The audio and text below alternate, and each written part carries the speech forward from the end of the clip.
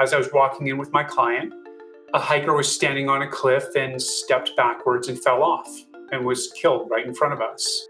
Freak accidents, raging rivers, wild animals, severe weather. As national parks see more visitors, they're seeing more climbing accidents and fatalities. And that's probably the biggest hazard for everybody, being out and unprepared, not having the right clothing, not having the right food, being out unexpected, not preparing properly, not having a map, not having the training to use the map, and going to a place that is maybe less well known. Jason Martin has been climbing and mountaineering for 31 years.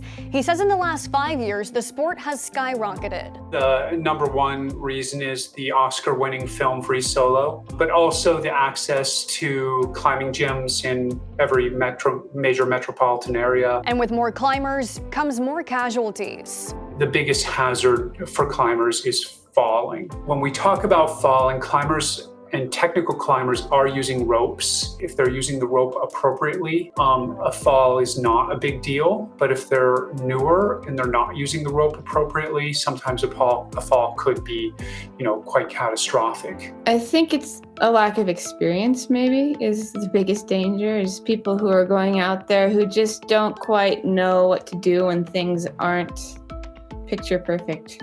So if the weather turns, or if they happen to trip and get a little injured, or if the elevation is a little bit more difficult to handle than they thought it would be. I guess I feel like a lot of the accidents and stuff occur from people who maybe were in a little bit over their heads. Steph Abeg has been climbing for 28 years. She says stricter regulations don't always mean safety. You have to get your permit so far in advance that you don't even know if the weather's going to be good.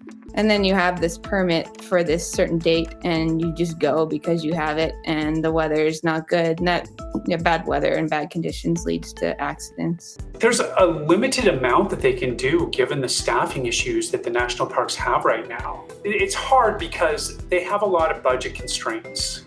And so not every park has a helicopter, for example, on call very easily. Some parks share a helicopter to, say, pick up an injured person. And so it would be great if they had more funding so they had the ability to monitor this stuff. Thanks for watching. In this time of media mistrust, Straight Arrow News is on a mission to bring you unbiased, fact-based reporting. So to make sure you get journalism you trust, like and subscribe to Straight Arrow News below. It goes a long way in telling YouTube we're the kind of news you want to see more of. And for all of our content, go to our website at straightarrownews.com.